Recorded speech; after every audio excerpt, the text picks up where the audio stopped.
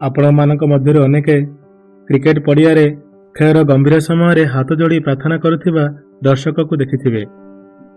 ଖେଳୁଥିବା ନିଜ ପୁଅ ବା ଝିଅ ପାଇଁ ମାଆଟି, ସ୍ୱାମୀ ପାଇଁ ସ୍ତ୍ରୀ ଜଣକ, ବାପା ପାଇଁ ପୁଅ ବା ଝିଅ ଶୁଭକାମନା ପ୍ରାର୍ଥନା କରୁଥିବାର ଦୃଶ୍ୟ ଆପଣ ଦେଖିଥିବେ ବା ଶୁଣିଥିବେ ମଧ୍ୟ। ୱିକେଟ୍ ପାଇଲା ପରେ ବା ସେଞ୍ଚୁରୀ କଲା ପରେ ଖେଳାଳିଟି ଉପରକୁ ଅନାଇ ଭଗବାନଙ୍କୁ ଧନ୍ୟବାଦ ଦେବାର ଦୃଶ୍ୟ ଆପଣ ଦେଖିଥିବେ। ନିଜ ଦଳକୁ ବା ନିଜ ଦେଶକୁ ସମର୍ଥନ କରି ମଙ୍ଗଳ କାମନା କରି ଟିଭି ସାମ୍ନାରେ ଦର୍ଶକଟି ଘଣ୍ଟା ଘଣ୍ଟା ଅଠା ଭଳିଆ ଏକ ସ୍ଥାନରେ ଲାଗି ରହି ଖେଳ ଦେଖୁଥିବାର ଦୃଶ୍ୟ ଦେଖିଥିବେ। ଆପଣ ଏସବୁ କେବେ ଅନୁଧ୍ୟାନ କରିଛନ୍ତି କି?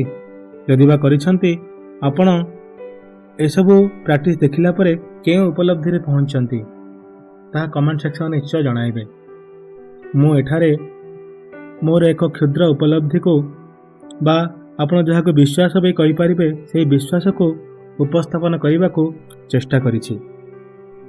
ଯେମିତି ଆଧ୍ୟାତ୍ମିକତା ବା ସ୍ପିରିଚୁଆଲିଟିରେ ବ୍ୟକ୍ତି ନିଜର ସମସ୍ତ ଶ୍ରେୟ, ସଫଳତା, ବିଫଳତାକୁ ଏକ ମହାନ ଶକ୍ତି ବା ଭଗବାନଙ୍କ ନିକଟରେ ଉତ୍ସର୍ଗ କରି ନିଜ କର୍ମ କରି ଚାଲିଥାଏ, ସେହିପରି ଏକ ଖେଳ ହେଉଛି cricket.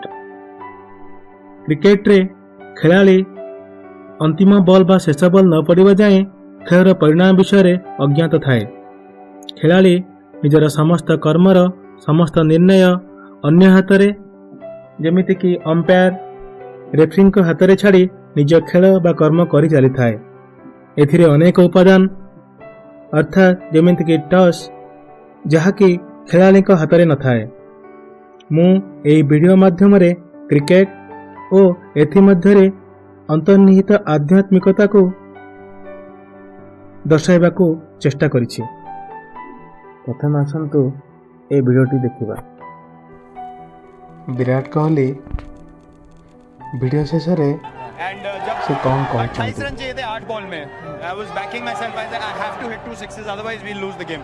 There is no chance यहां से हम जीतेंगे अगर मैंने 2 छक्के नहीं मारे। मतलब मैं ये बोल रहा हूं कि ये सब जो हुआ है मुझे समझ ही नहीं आया कि हुआ क्या है। मतलब ये मुझे बार-बार देखना पड़ेगा। मैं एक्चुअली बहुत अपने आप को खुशनसीब मानता हूं कि हमें ऐसे मैचेस खेलने को मिलता है। यू नो, आप 90,000 लोगों के आगे खेल रहे हैं, पाकिस्तान के अगेंस्ट मैच है, पूरे दुनिया देख रही है, इंडिया तो देख ही रही है।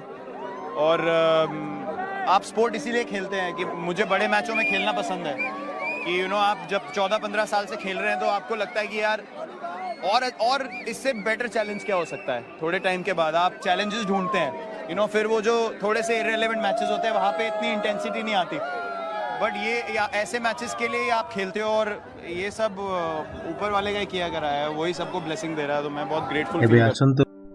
विश्व क्रिकेटर सुनामधन्य क्रिकेटर एबी डिविलियर्स तांको विभिन्न इंटरव्यू को आम देखे जापर जड़े गभीर ईश्वर विश्वासी।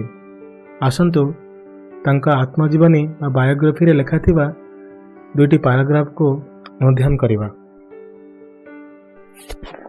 मु दृढ़ भाव विश्वास करे एही पुस्तक मोर कहानी नहीं।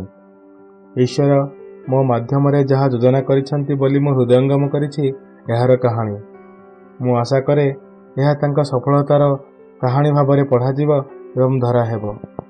निश्चित भाବରେ यह मोर व्यक्तिगत सफलता नुहे, बरम मु प्रकृतरे चाहे जे एथिरे जदि कौनसी गर्व और गौरवर विषय थाए यह सब ईश्वरंकर बोली ग्रहण कराजिब। एही लेखा किछि लोकंकु असहज अनुभूत करिपारे। मु दुखित धर्म एपरी प्रभाव पकाई पारे। मु बुझी पारुछि यह व्यक्तिगत एवं एक व्यक्तिगत विषय एवं मु निश्चित भावरे मोर विश्वास को कहार गलारे पकाइबाक इच्छा करे नाही। यह सहित तथापि मोर विश्वास और ईश्वरंक सह मो संपर्क मो पाई अविश्वसनीय भावे गुरुत्वपूर्ण अटे एवं मु बहुबार विचार परे बहु प्रार्थना परे खराब दिग को बुझिबा परे भी मु मो जीवन रे ईश्वरंक भूमिका को चिन्हैबाको सर्वसाधारण रे भय करे नाही। यह पढ़िला परे सहज अनुमय जे विश्वर प्रसिद्ध क्रिकेटर डिविलियर्स तांको कैरियर समस्त सफलता को और विफलता को निर्द्वंद्व भगवान को सफलता बोली ଏହି ପାରାଗ୍ରାଫରେ କହିଛନ୍ତି। ଏଥିରୁ ଅନୁମେୟ ସିଦ୍ଧ ଏହା ଯେ ଅନିଶ୍ଚିତତାର ଖେଳ କ୍ରିକେଟର ଅନ୍ତର୍ଭାବଧାରା ବା କ୍ରିକେଟର କନସେପ୍ଟ ସହ ସ୍ପିରିଚୁଆଲିଟି ବା ଆଧ୍ୟାତ୍ମିକତାର ଅନେକ ସମ୍ପୃକ୍ତତା ରହିଅଛି। ଯେପରି ପୂର୍ବ ଏକ ଭିଡ଼ିଓ କ୍ଲିପ୍ରେ ଆମେ ଦେଖିଲୁ ଯେ କିଙ୍ଗ କୋହଲି ପାକିସ୍ତାନ ବିରୁଦ୍ଧରେ ଏକ ମ୍ୟାଚ୍ ବିଜୟୀ ପାରି ଖେଳିଲା ପରେ ସେ କହିଛନ୍ତି ଯେ ये सब ऊपर वाला का किया कराया है, ଯାହାକୁ ମୁଁ ମଧ୍ୟ ଦୃଢ଼ ଭାବରେ ବିଶ୍ୱାସ କରେ ଓ ସମର୍ଥନ କରେ। ଏମିତିକ ଉପାଖ୍ୟାନ ଅଛି, ଥରେ ଜଣେ ଆସି ଜନୈକ ଜାପାନିଜ ବୌଦ୍ଧ ଗୁରୁଙ୍କୁ ପଚାରିଛନ୍ତି, what should I do when I don't believe in consciousness, spirituality and religion? ମୁଁ କ'ଣ କରିବି ଯଦି ମୋର ଚେତନା, ଆଧ୍ୟାତ୍ମିକବାଦ ଏବଂ ଧର୍ମ ଉପରେ କୌଣସି ବିଶ୍ୱାସ ରହୁନାହିଁ। His answer was, go and play sports. ସେ ଉତ୍ତର ଦେଇଥିଲେ, ଯାଅ ଓ କୌଣସି ସ୍ପୋର୍ଟସ୍ ଖେଳ ବା କୌଣସି କ୍ରୀଡ଼ା ଖେଳ। ହଁ, କ୍ରିକେଟ ଖେଳ ଆଧ୍ୟାତ୍ମିକତାର ଏକ ପ୍ରକୃଷ୍ଟ ଉଦାହରଣ ହୋଇପାରିବ। ଯେଉଁ ତିନୋଟି ଷ୍ଟମ୍ପ ବା ୱିକେଟକୁ ସୁରକ୍ଷା ଦେବାକୁ ବ୍ୟାଟ୍ସମ୍ୟାନ୍ ଖେଳେ, ସେଗୁଡ଼ିକ ହେଲେ 1. ଶାରୀରିକ ସତ୍ତା, 2. ମନୋବୈଜ୍ଞାନିକ ସତ୍ତା, 3. ଆଧ୍ୟାତ୍ମିକ ସତ୍ତା ଏବଂ ବ୍ୟାଟ୍ସମ୍ୟାନ୍ ହେଉଛନ୍ତି ଜୀବନ୍ତ ସତ୍ତା, ଜୀବାତ୍ମା ବା ମନୁଷ୍ୟ। ଆଉ ଓଭରର 6ଟି ବଲ୍ ହେଉଛି ଯେପରି ମନୁଷ୍ୟ ଅନ୍ତର୍ନିହିତ ଷଡ଼ ରିପୁ ବା ଶତ୍ରୁ, ଯଥା କାମ, କ୍ରୋଧ, ମଦ, ଲୋଭ, ମୋହ, ମାତ୍ସର୍ଯ୍ୟ, ଯାହାକି ମନୁଷ୍ୟକୁ ସର୍ବଦା କୌଣସି ଉପାୟରେ ହେଉ ନଷ୍ଟ ପହଞ୍ଚାଇପାରେ। ବ୍ୟାଟ୍ସମ୍ୟାନ୍, ଯିଏକି ମନୁଷ୍ୟ ଅର୍ଥାତ୍ ଜୀବାତ୍ମା, ନିଜ ବିବେକ ଅବା ବୁଦ୍ଧିକୁ ବ୍ୟାଟ୍ ରୂପେ ବ୍ୟବହାର କରିଥାଏ। ଏହି ବିବେକ ରୂପକ ବ୍ୟାଟ୍କୁ ପ୍ରୟୋଗ କରି ତା ଆଡ଼କୁ ମାଡ଼ି ଆସୁଥିବା 6ଟି ବଲ୍ ରୂପକ ବାଧାବିଘ୍ନର ଗତିପଥ ପରିବର୍ତ୍ତନ କରାଇଥାଏ ଅବା ନିଜ ପରିସରଠାରୁ ଅବା ନିଜ ଜୀବନଠାରୁ ଦୂରକୁ ଫୋପାଡ଼ିବାକୁ ଚେଷ୍ଟା କରିଥାଏ। ଆଉ ଯେତେବେଳେ ସେ ଶତକ କରିଥାଏ, ସେ ଆକାଶକୁ ଥରେ ଦେଖି କହିଥାଏ ଯେ ଭଗବାନ ଅଛନ୍ତି ଏବଂ ସେ ଭଗବାନଙ୍କୁ ଧନ୍ୟବାଦ ବି ଦେଇଥାଏ। ସେ ଓଭର ମଧ୍ୟରୁ ଯେକୌଣସି ଗୋଟିଏ ବଲ୍କୁ ବି ଅଟକାଇବାର ଅସମର୍ଥତା ତାର ଇନିଂସକୁ ସମାପ୍ତ କରିଦେଇଥାଏ। ଆଉ ଅନ୍ୟ କୌଣସି ଇନିଂସରେ ତାକୁ ସୁଯୋଗ ମିଳିବ ଅବା ନାହିଁ ସେ ଜାଣିନଥାଏ। ଯେମିତିକି ପୁନର୍ଜନ୍ମ ମଧ୍ୟ ମନୁଷ୍ୟର ଜ୍ଞାନ ବାହାରେ। ଏହି ଜୀବନଚକ୍ର ଖେଳ ଭିତରେ ଅମ୍ପାୟାର, ଯିଏକି ଥାଏ ଅନାସକ୍ତ, ତାର ଖେଳର କୌଣସି ଘଟଣା କିମ୍ବା ଖେଳର ହାର ଜିତ୍ ସହ ନଥାଏ କୌଣସି ସମ୍ପର୍କ, ତାକୁ ପଡ଼ିନଥାଏ କୌଣସି ପ୍ରଭାବ। ଭଗବାନଙ୍କ ଦୂତ ପରି ନିଶ୍ଚଳ ପ୍ରତିମା ପରି ଠିଆ ହୋଇ ରହି ସେ ନ୍ୟାୟ ପକ୍ଷରେ ନିଜର ମତାମତ ଦେଇଥାଏ।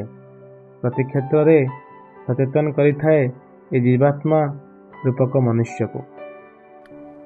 ଆସନ୍ତୁ କ୍ରିକେଟରୁ ପାଉଥିବା ଆଉ କିଛି ଆଧ୍ୟାତ୍ମିକ ଦର୍ଶନ ବିଷୟରେ ଆଲୋଚନା କରିବା, ଯେପରିକି ଭକ୍ତି ବା ଡିଭୋସନ୍। ଯେତେବେଳେ ଆମେ ପୂର୍ବତନ ବିଶ୍ୱ ବିଜେତା ଖେଳାଳି ସଚିନ ତେନ୍ଦୁଲକରଙ୍କୁ ଦେଖୁ, ଏହା ସହଜ ଅନୁମେୟ ଯେ ସେ ଜଣେ ବ୍ୟାଟ୍ସମ୍ୟାନ୍ ହିସାବରେ କ୍ରିକେଟ ବଲ୍କୁ ଖେଳିବାକୁ ନେଇ ନିଜକୁ ଏମିତି ଉତ୍ସର୍ଗୀକୃତ କରିଥାନ୍ତି ଯେ ସେ ସେହି ସମୟରେ କେବଳ ବଲ୍କୁ କେମିତି ଖେଳାଯିବ ବା ହିଟ୍ କରାଯିବ ସେ ବିଷୟରେ ହିଁ ଭାବୁଥାନ୍ତି। ତାଙ୍କର ଏହି ଦୃଢ଼ ବିଶ୍ୱାସ ଓ ସମ୍ପୂର୍ଣ୍ଣ ଉତ୍ସର୍ଗୀକରଣ ଓ ଧୈର୍ଯ୍ୟ ତାଙ୍କୁ ବିଶ୍ୱରେ ଏକ ଅନନ୍ୟ କ୍ରିକେଟ ଖେଳାଳି ରୂପେ ଗଢ଼ି ତୋଳିଅଛି। ଏହା ତାଙ୍କର ନିଜ କଳା ପ୍ରତି ଭକ୍ତି ଛଡ଼ା ଆଉ କିଛି ନୁହେଁ। ଅନ୍ୟ ଏକ ଦର୍ଶନ ହେଉଛି ନିଜକୁ ନିଜେ ଅଧିକୃତ କରିବା, ଅର୍ଥାତ୍ ମାଷ୍ଟରିଂ ୟୋର ବିଙ୍ଗ। କ୍ରିକେଟର ପ୍ରଥମ ମୂଳମନ୍ତ୍ର ନିଜକୁ ନିଜ ବଶରେ ରଖିବା, ଶାରୀରିକ ମାନସିକ ଭାବେ ନିଜକୁ ସର୍ବୋତ୍ତମ ଅବସ୍ଥାରେ ରଖିବା। ଅନ୍ୟ ଏକ ଦର୍ଶନ ଆଲୋଚକଙ୍କୁ ସମ୍ମୁଖୀନ ହେବା, ଅର୍ଥାତ୍ କ୍ରିଟିସାଇଜକୁ କିପରି ଫେସ୍ କରିବା। ମନୁଷ୍ୟ ହିସାବରେ ଆମ ମନ ବା ମସ୍ତିଷ୍କ କ୍ଷୀଣ କଥାରେ ବି ବିଚଳିତ ବା ଅସହଜ ଅନୁଭୂତ କରିଥାଏ। କିନ୍ତୁ ଜଣେ ପ୍ରକୃଷ୍ଟ ସଫଳ କ୍ରିକେଟର ଏକ ଭିନ୍ନ ମନୁଷ୍ୟ ଅଟେ। ସେ ଏକ ସମୟରେ 11 ଜଣ ବିରୋଧୀ ଟିମ୍ର ଖେଳାଳି ଏବଂ ଅସଂଖ୍ୟ କ୍ରିକେଟ ପ୍ରେମୀଙ୍କର ଆଲୋଚନାର ବା ବିରୋଧର ଶିକାର ହୋଇଥାଏ, ଯେଉଁମାନେ କି ତାର ବିରୋଧରେ ଥାଆନ୍ତି। କିନ୍ତୁ ନିଜ ମନର ସ୍ଥିରତା, ଏକାଗ୍ରତା ଓ ସଂକଳ୍ପ ବଳରେ ସେ ସମସ୍ତଙ୍କ ସମ୍ମୁଖୀନ ହୋଇ ଜୟଲାଭ କରିବାରେ ସମର୍ଥନ ହୋଇଥାଏ। ପ୍ରକୃତରେ ସ୍ପୋର୍ଟସ ବା କ୍ରୀଡ଼ା ମଧ୍ୟରେ ଅନେକ ଫିଲୋସଫି ବା ଦର୍ଶନ ନିହିତ ହୋଇ ରହିଅଛି। ଆମେ ଖେଳକୁ ଖେଳିୱାଡ଼ ମନୋଭାବରେ ନେଇ ଅର୍ଥାତ୍ କ୍ରୀଡ଼ାକୁ କ୍ରୀଡ଼ା ମନୋଭାବ ନେଇ ଖେଳିଲେ ଏହାର ସୁଫଳ ଲାଭ କରିପାରିବା। ତେଣୁ ଆସନ୍ତୁ ଏହି ଦର୍ଶନର ଅଭିଜ୍ଞତାକୁ ଆମ ଜୀବନରେ ସାମିଲ କରି ଜୀବନକୁ ସୁଗମ କରିବାକୁ ଚେଷ୍ଟା କରିବା।